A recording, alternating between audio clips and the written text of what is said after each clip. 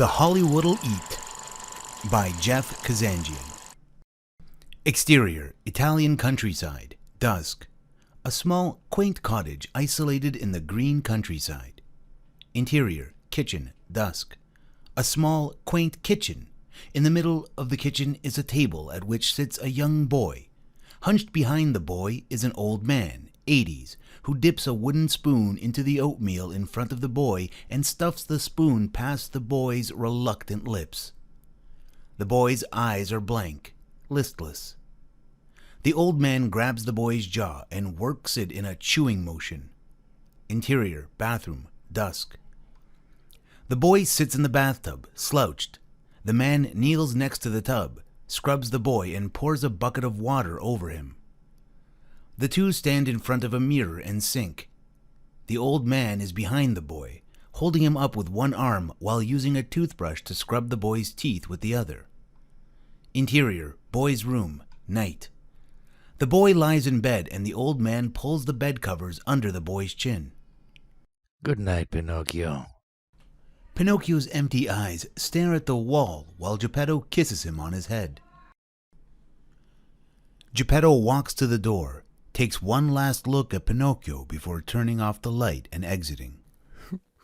I've got no strings to hold me down. I've got no strings. Pinocchio winces and a tear falls from his eye.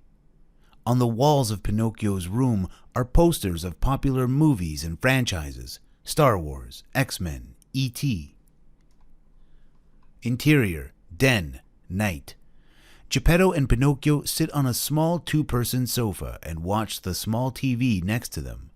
Gepetto has his arm around Pinocchio with one hand on his jaw and the other holds a spoon near his mouth. The spoon is just about to pass between Pinocchio's lips when Pinocchio's eyes light up.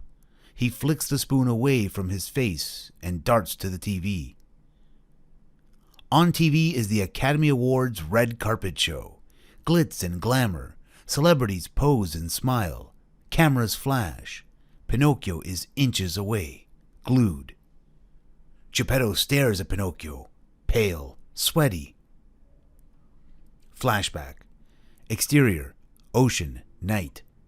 No sound. A small boat tosses about in the middle of a storm. Dark clouds, thunder and lightning. Gepetto, younger, is inside the boat. His hands cup his mouth and he screams to the sea. Pinocchio! Pinocchio! A large wave rams into the side of the boat and Gepetto falls to the deck. End flashback. Interior, den, night. In an instant, Gepetto runs to the TV and yanks it, ripping the cord from the wall. Interior, Pinocchio's room, night. Gepetto tears all the posters off Pinocchio's wall. Interior, hallway, night. With a hammer and nails, Gepetto boards up Pinocchio's room. Interior, Gepetto's room, night. Pinocchio lies in bed next to Gepetto, wide awake as Gepetto snores. Pinocchio carefully gets out of bed. He looks around the room. He carefully walks to Gepetto's nightstand, pulls open a drawer, looks inside and rummages. He pulls open the drawer below and does the same. Cut to all the drawers to Gepetto's dresser are open. Anxious, Pinocchio scans the room once more. He looks to the top of the bookcase where there sits a calendar. Cut to next to the bookcase, Pinocchio stands on top of a stack of books which sit on top of a chair. Pinocchio grabs the calendar and flips one day and page at a time. After a few pages, he stops. His face lights up. Gepetto's snoring stops and he chokes.